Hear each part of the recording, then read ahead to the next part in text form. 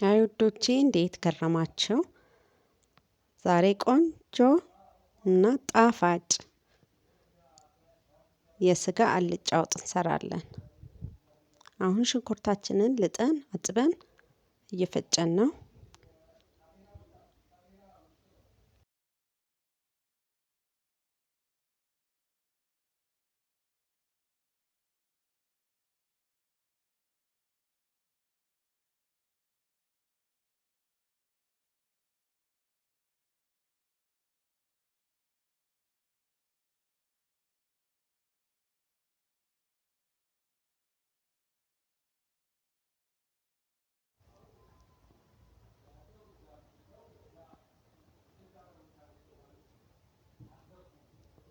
ሽንኩርታችን እንዲህ ቆንጆ ሆኖ ተፈጭቷል። አሁን ድስታችን ግሏል። ትንሽ ዘይት አለው።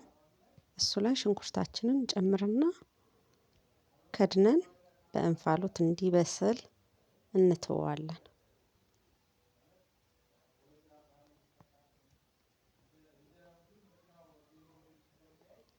ስጋችን ይህን ይመስላል እና ስጋችንን አብረን እናዘጋጅ።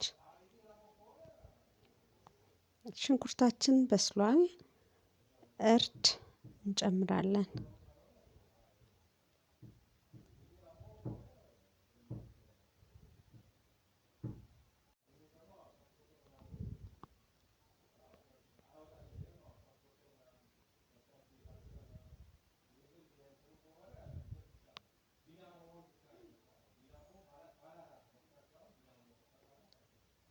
ሚክስ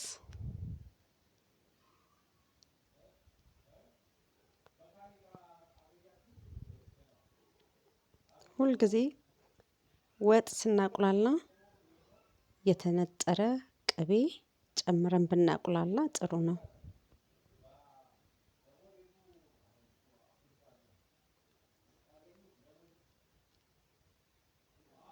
ከዛ ሚክስ እናደርግና እናቁላለዋለን።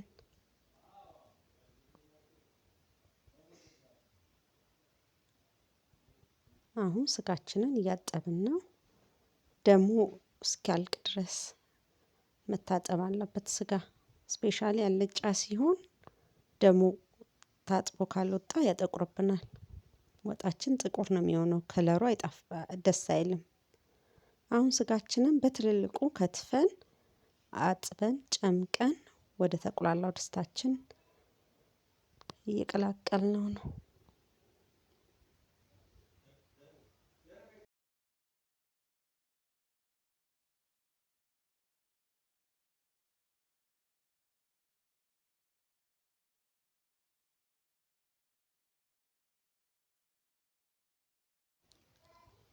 ነጭ ሽንኩርትና ዝንጅብል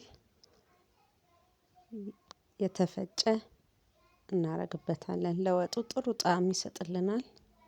እና ስጋችን እንዲበስል የሞቀ ውሃ ጠብ እያደረገን አብረን ማቁላላት ነው።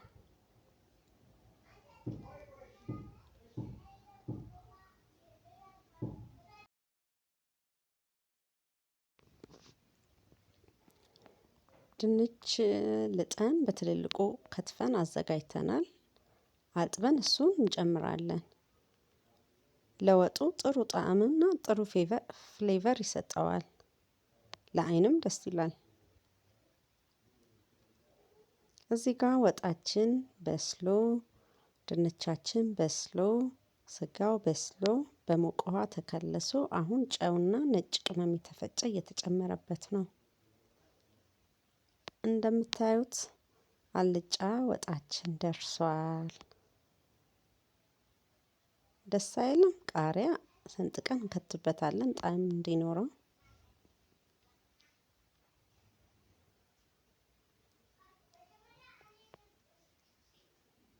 ዋው እንዴት ደስ ይላል!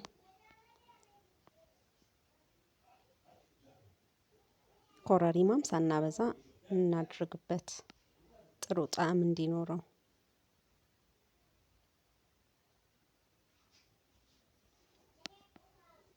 የዛሬ አልጫ ወጣችን ይሄን ይመስላል። በተረፈ ሌላ የምናዘጋጅላችሁ ነገር ካለ ኮመንት አድርጉልኝ። አሁን እያቀራረብኩ ነው ለመመገብ። ቴንኪው ፎር ዋቺንግ። አመሰግናለን ውዶቼ። ባይ ባይ።